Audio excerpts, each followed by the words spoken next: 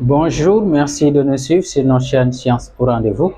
Aujourd'hui, nous allons partager avec vous le premier exercice tiré de l'épreuve LINAC, en fait lycée Nation Armée, donc entrée en classe de seconde. Là, nous avons un peu l'énoncé qui est là. C'est en fait un exercice où nous avons à choisir à choix multiples, à choisir entre plusieurs réponses. Mais pour ce faire, on a besoin au moins de traiter pour savoir quelle est la bonne réponse. Et suivez bien avec moi, c'est très intéressant parce que ça va nous permettre de revenir sur certaines choses dans le programme. Donc là, on peut aussi suivre avec la fiche. Vous voyez un peu l'exercice en entier. Et là, maintenant, nous allons traiter la première question. Donc, on nous dit quel est l'ensemble des solutions dans R de l'opération.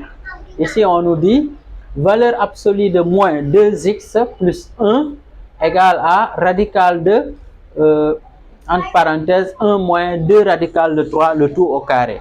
Donc, on nous a proposé 4 réponses.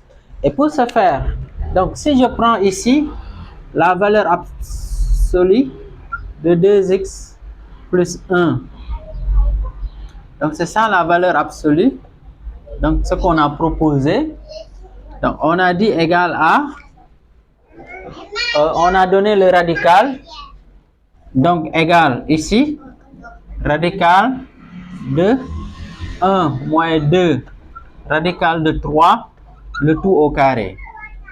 Là, on va rappeler quelques propriétés. Donc, si vous avez radical de A au carré égale à valeur absolue de A. Cela veut dire quoi? Si je prends le radical de tout ça au carré, c'est égal à valeur absolue de 1 moins 2 radical de 3, tout simplement. Autrement dit, allons-y, on va avoir moins 2 radical de, ici, moins 2, valeur absolue de moins 2, x plus 1 égale, donc ici, j'applique cette formule-là, disons, cette propriété-là, donc ça me donne tout simplement 1 moins 2 radical de 3. Et là aussi, on va avoir une autre propriété sur la valeur absolue. Si vous avez valeur absolue de A égale valeur absolue de B, cela veut dire tout simplement A égale B ou A égale moins B. Donc, cela nous conduit tout simplement à dire ici, on a moins 2x plus 1 égale à 1 moins 2 radical de 3 ou moins 2x plus 1 égale à moins, donc je fais le moins, devant 1 moins 2 radical de 3. Ok, donc là, si on essaye de résoudre, ce qu'il faut comprendre ici, là c'était la valeur absolue. Donc, et la valeur absolue ici est toujours positive. Donc, la valeur absolue d'un nombre A est toujours positive ou nulle. Et si je détermine le signe de cette valeur-là, donc ça c'est inférieur à 0, ça c'est négatif. Parce que si je prends 1 moins radical de 2, c'est négatif. Donc, bon, on peut le vérifier d'une manière très simple. J'élève ça au carré, 1 au carré, j'élève ça au carré. Donc, 1 au carré, ça donne 1.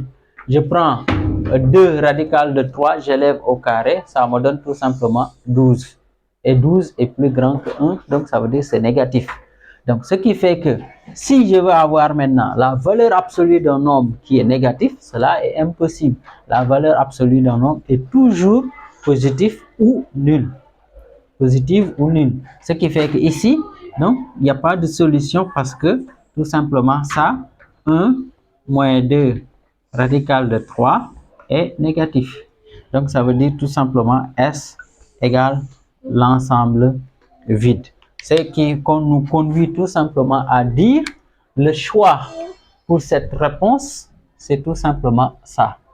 Donc la bonne réponse ici, c'est D. Donc je peux dire 1 pour sa bonne réponse, c'est D. On va récapituler. Si on termine, on mettra toutes les réponses avec un peu les nombres.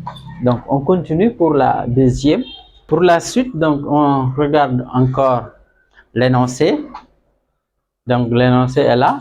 Donc ici, qu'est-ce qu'on nous demande? On nous demande tout simplement, on dit on considère l'hexagone régulier, l'UNAC, de centre O tel que OL égale 4 radical de 2.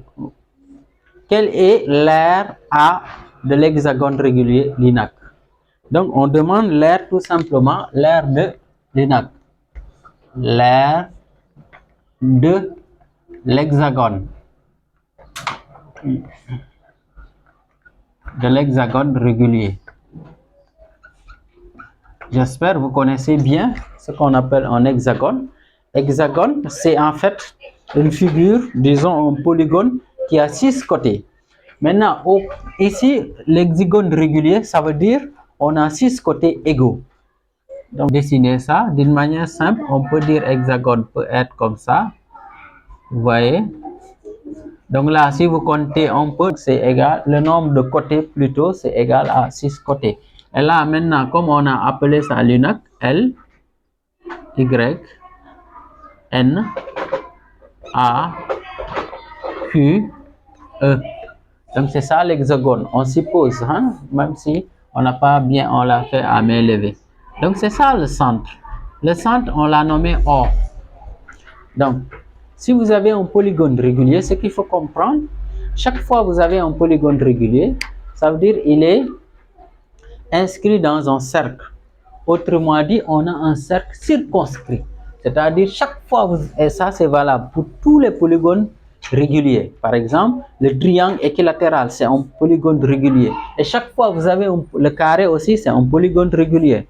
Le rectangle n'est pas un polygone régulier parce que par définition, d'un polygone régulier, c'est quoi? Donc, c'est un polygone dont tous les côtés sont égaux et les angles aussi ont même mesure. Donc, il faut bien retenir ça. Donc, si vous avez un polygone régulier, donc tous les côtés ont la même longueur et aussi que les angles ont la même mesure. Donc, c'est ça un polygone régulier. Donc, là, ce qu'il faut comprendre maintenant dans ce cas, les angles au centre. Donc, ici, on nous a dit OL égale à 4 radical de 3. Bon, on n'a pas donné une unité, ça importe peu. Donc là, nous avons OL égale 4 radical de 3. Donc, si par exemple, je matérialise ça, OL, donc ça veut dire ici, on nous dit que OL égale à 4 radical de 3. Donc, ce qu'il faut comprendre, comment on calcule l'aire d'un hexagone régulier. Donc là, ce qu'il faut comprendre, si j'ai le polygone régulier que voici, qu'on a essayé de configurer comme ça. Donc, un polygone régulier, donc si vous regardez là, on trace ici, nous avons un triangle qui est un triangle équilatéral. Et c'est ce qui fait la caractéristique d'un polygone régulier. Donc, si je trace ici encore, c'est un triangle équilatéral. Ici, pareil, même si je n'ai pas bien tracé, là. Donc, autrement dit, le polygone régulier plutôt, à partir du centre, on a des triangles équilatéraux. Donc, pour ce faire, nous allons nous intéresser tout simplement à l'aire d'un triangle. Étant donné les triangles ont la même surface, donc si j'ai l'aire d'un seul triangle, je multiplie par le nombre de triangles. Et le nombre de triangles égale au nombre de côtés égale à 6, tout simplement. Et donc, dans ce cas, on va dire considérons, peut-être je pense, considérons, vous comprenez, considérons le triangle équilatéral, considérons le triangle équilatéral. Ici, on va prendre O, L, Y. Donc, étant donné c'est équilatéral, tous les côtés sont égaux. Donc, Maintenant, je vais chercher son aire. Maintenant, calculons son aire. Calculons tout simplement l'aire. On peut nommer ça comme ça, A, ici, O-L-I, Oli, si vous voulez. Donc, l'aire, je sais que dans triangle, c'est hauteur fois base. Donc, hauteur fois base sur 2. Donc, si je prends une hauteur ici, je trace, c'est la perpendiculaire. Donc, je peux l'appeler ici H. Donc, je peux dire ici H, c'est une hauteur, fois la base ici, LI, donc sur 2. Donc, si je veux déterminer l'aire de OLY, je peux dire ici, je vais avoir LI fois H sur 2. Maintenant, notre question, c'est calculer H. Et pour calculer H, c'est très simple maintenant. Je vais considérer le triangle rectangle ici, le triangle défini ici, là, O, peut-être là, si on peut l'appeler O', si vous voulez. Donc, O', Y, rectangle en O. Donc là, étant un triangle rectangle, si je veux avoir H au carré, ça sera O, Y, moins tout simplement O', Y'. Et O', Y', c'est la moitié de LI. Donc concrètement, qu'est-ce que cela donne? Si je veux avoir H au carré, je peux dire c'est OL. Ben, OL égale OY, c'est la même chose. OL au carré moins O, donc là, O', Y ou bien OL, O', L. Donc, étant donné que ça, c'est la moitié de LI sur 2, donc je vais prendre sur LY sur 2, le tout au carré. Bon, concrètement, OL, on avait dit c'est 4, radical de 3 au carré, moins, donc là, je vais avoir 4, radical de 3 sur 2 au carré. Et là, je calcule très facilement. Donc, ça me donne tout simplement, si vous calculez, H égale, donc là, j'élève le tout au carré, 16 fois 3, ça me donne 48. Donc là, je simplifie par 2. Ici, au carré, 3 fois 2, disons. Ok, donc là, on aura 12, donc 48 moins 12. Donc, si on calcule, on peut dire c'est 48 moins 12. 48. Ben, vous pouvez reprendre le calcul, moins 12. Et cela nous donne tout simplement 36. Et si je veux avoir H, c'est radical de 36. Parce que si on quitte de H au carré à H, donc c'est 36.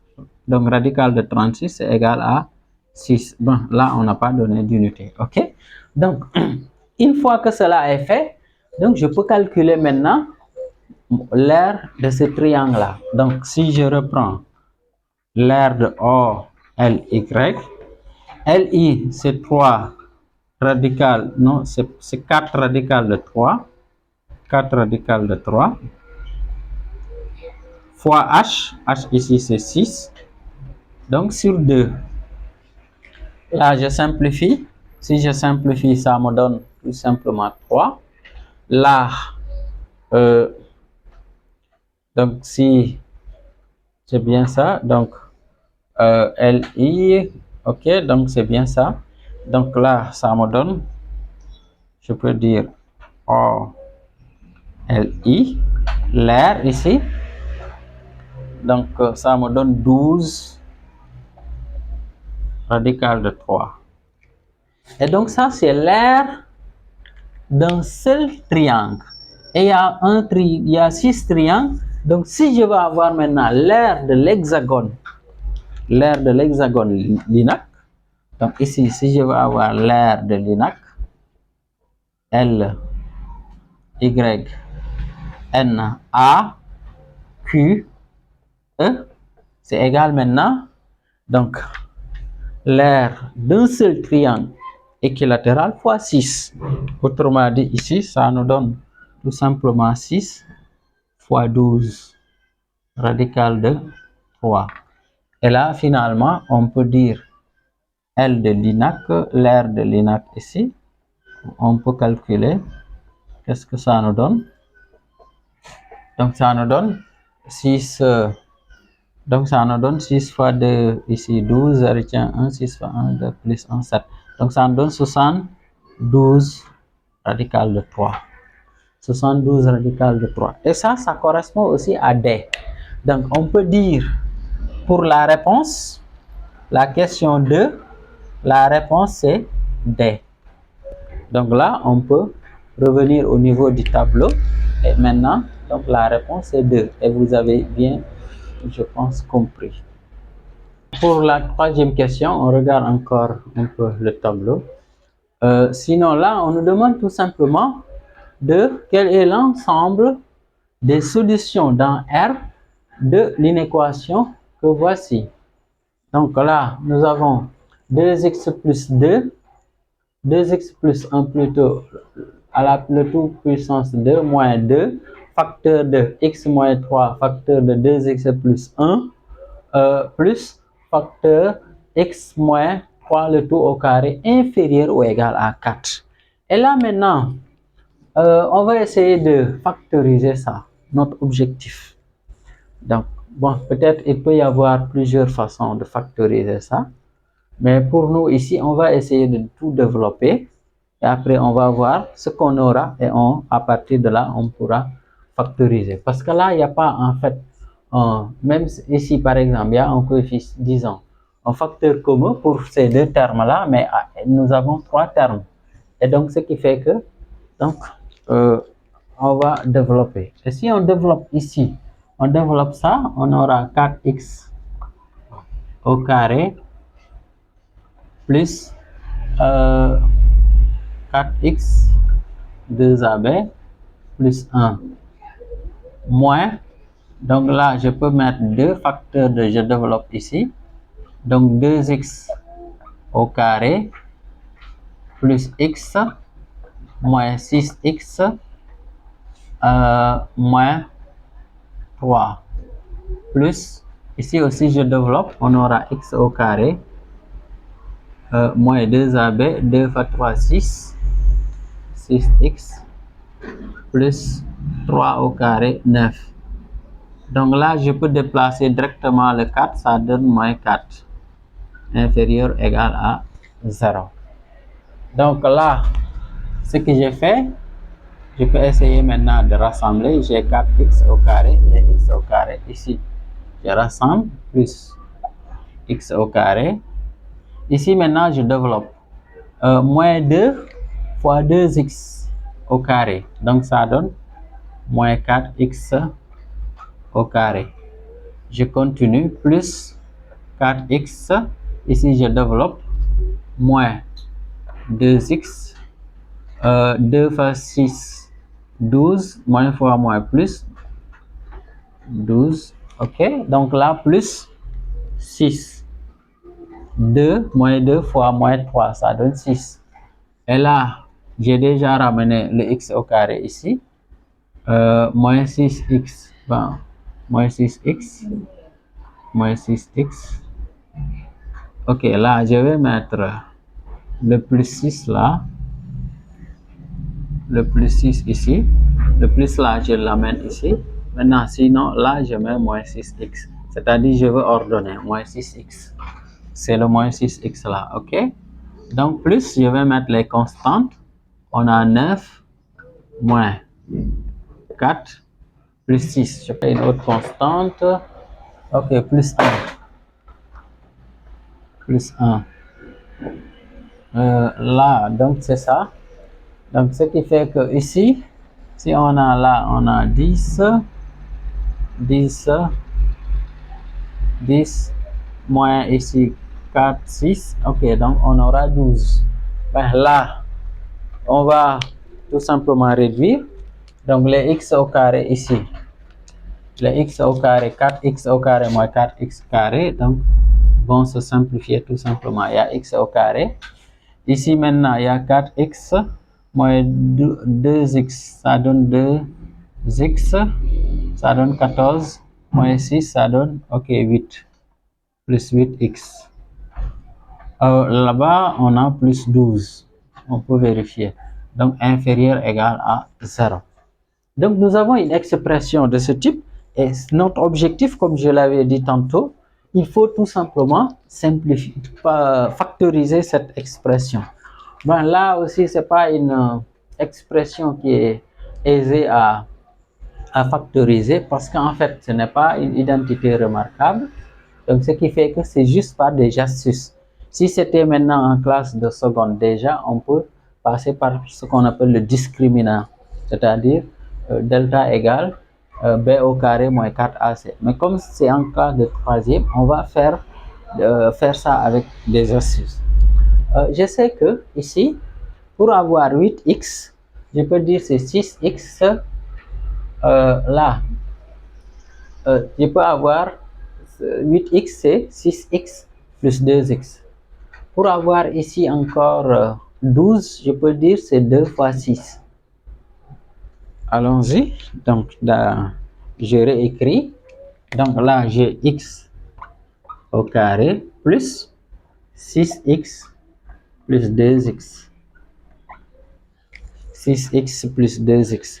Parce que mon objectif, c'est d'avoir en fait deux chiffres de telle sorte que le produit est égal à 12 et la somme est égale à 8.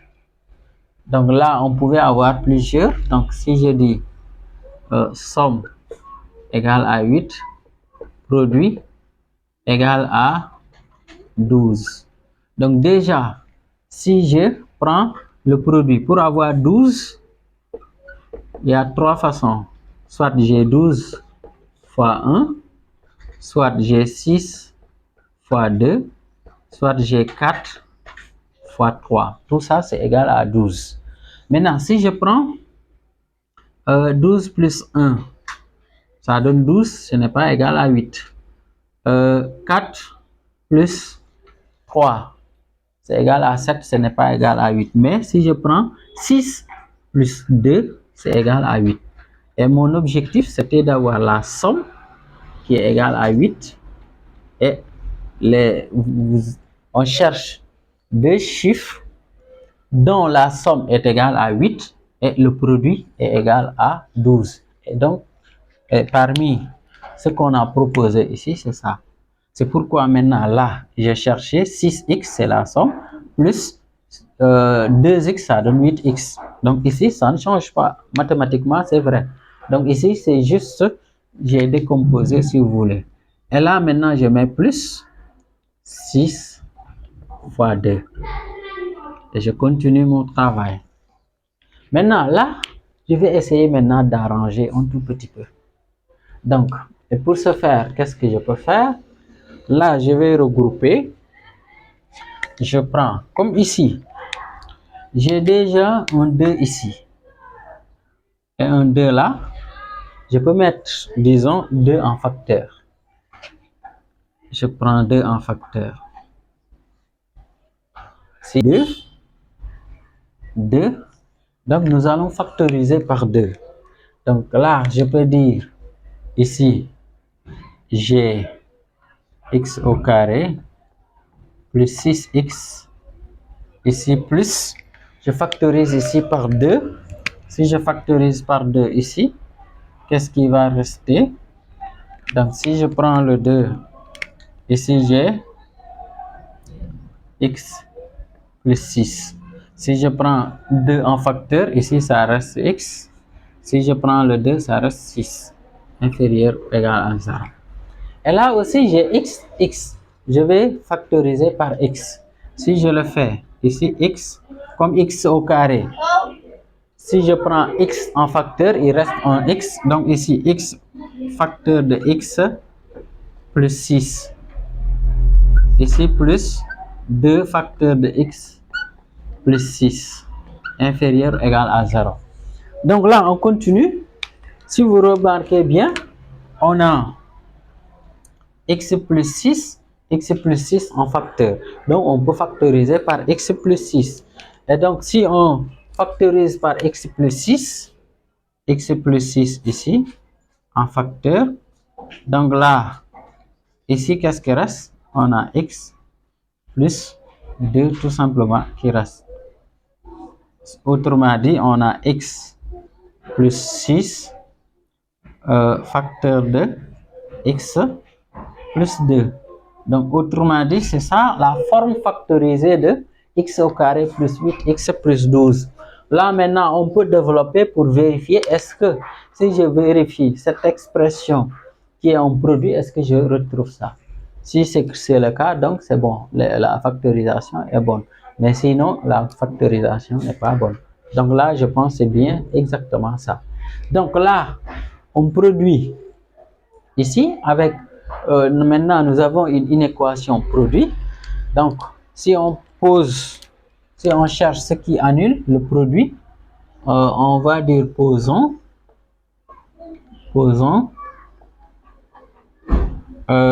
x plus 6 facteur de x plus 2 égale à 0. Cela veut dire tout simplement x plus 6 égale à 0 ou x plus 2 égale à 0. Là, je cherche les valeurs qui annulent les facteurs. Donc, j'ai maintenant les valeurs qui annulent facteurs. Je peux avoir maintenant le tableau de signes, tout simplement. C'est pour avoir la solution. Je pense que ça, vous connaissez. Donc, là, on peut...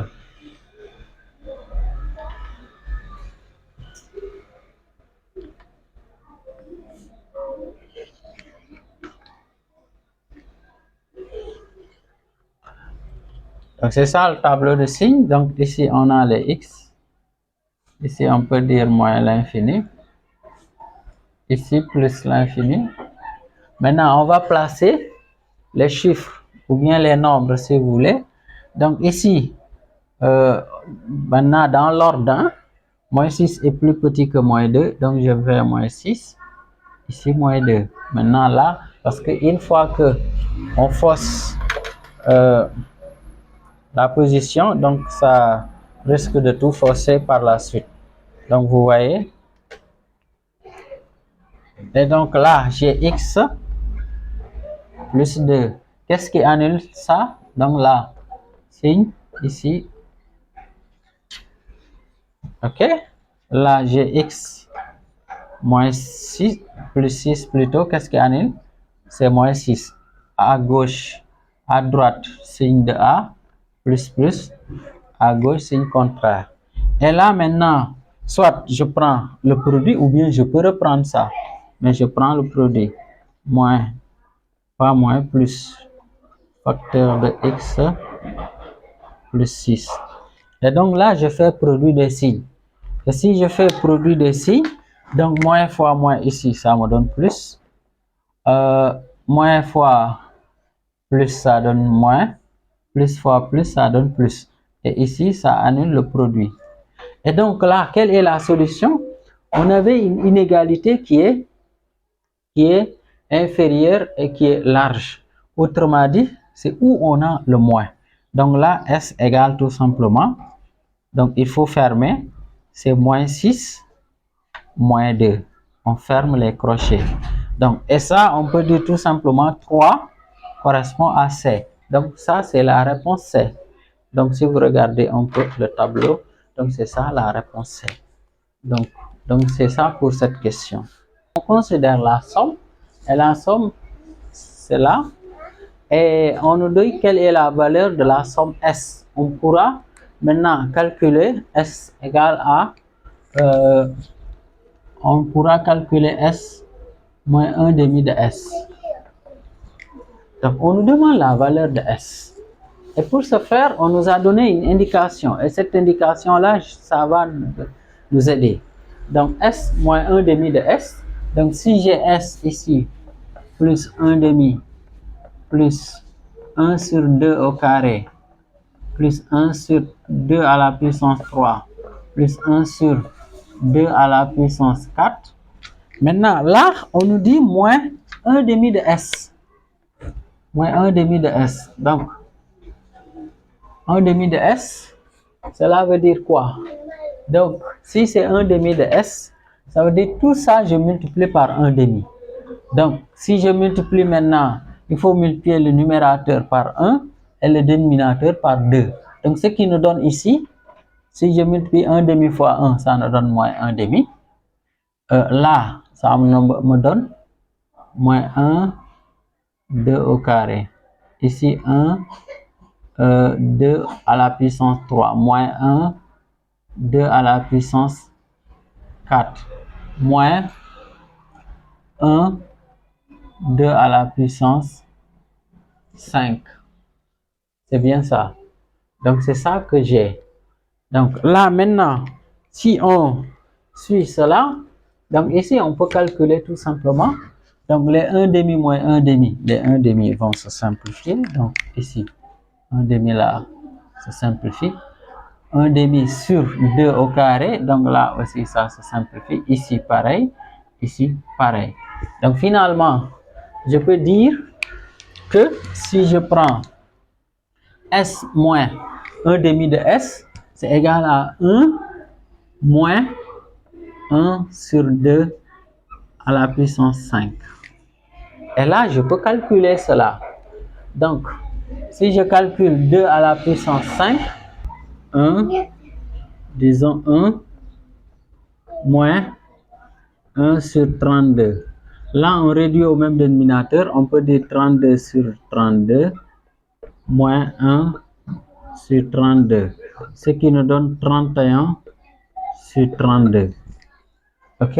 Et donc là, si je prends ici S, S moins 1 demi, on aura 1 moins 1 demi. Je prends S en facteur, donc égal à 31 sur 32. Et là, maintenant, je peux dire tout simplement, 1 ici, je réduis au même dénominateur, ça me donne 2 sur 2 moins 1 demi. Donc, ça nous donne 1 demi.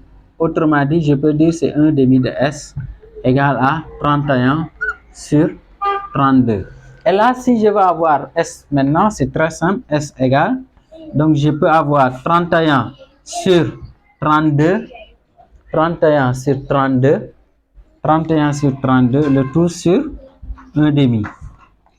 Donc là, si je calcule, c'est 31 sur 32 fois l'inverse là. Donc ici, ça me donne, on peut simplifier par 2.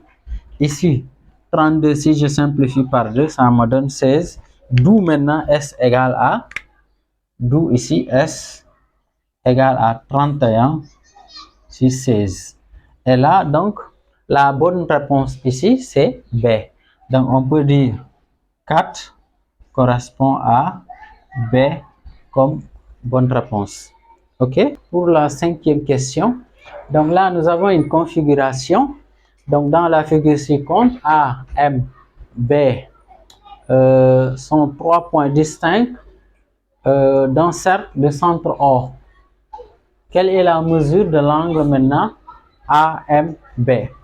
Donc là, ce qu'il faut comprendre, ici, on nous a donné la longueur, la mesure là égale à 50 degrés. Donc c'est l'information que nous avons. Sinon maintenant, ce qu'il faut comprendre, l'angle AMB est un angle inscrit. L'angle AOB est un angle au centre. Et les deux interceptent le même arc AB. Autrement dit, je peux dire l'angle inscrit AMB est associé à l'angle au centre AOB. Autrement dit, dans ce cas, la mesure de l'angle AMB, j'applique, c'est égal à 1 demi de AOB. Maintenant, la question, c'est comment trouver la mesure de l'angle AOB.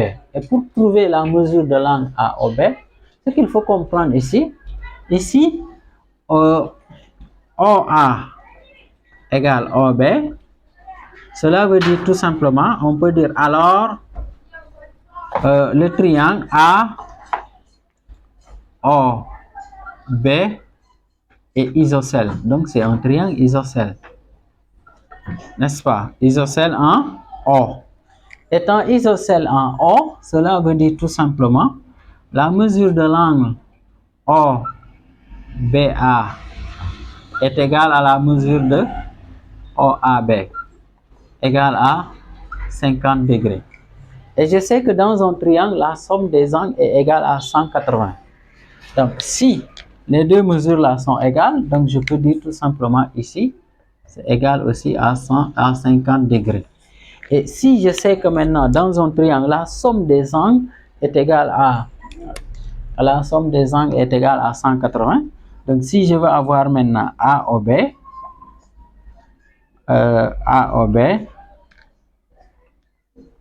je peux dire c'est égal à tout simplement 180, la somme des angles, moins la somme des deux angles là. Donc 50 plus 50, ça me donne 100. Donc ça veut dire tout simplement AOB, la mesure de AOB égale à 80 degrés. Or, on vient de dire que AMB, la mesure de AMB égale 1 demi de AOB. Donc autrement dit, AMB égale 1 demi de 80. Donc ce qui fait que d'où AMB, la mesure de l'angle AMB égale à 40. 80 divisé par 2, c'est égal à 40. Donc si on regarde les réponses, ça correspond à la réponse C. Donc on peut dire 5 correspond à la réponse C. Donc c'est là, on avait proposé 25 degrés, 50 degrés, 40 degrés et 80 degrés. Mais ici on trouve 40 degrés, donc c'est C. Donc c'était ça qu'on voulait partager avec vous. Merci de nous avoir suivis. Merci de liker la vidéo, de la partager et surtout de vous abonner si ce n'est pas encore fait.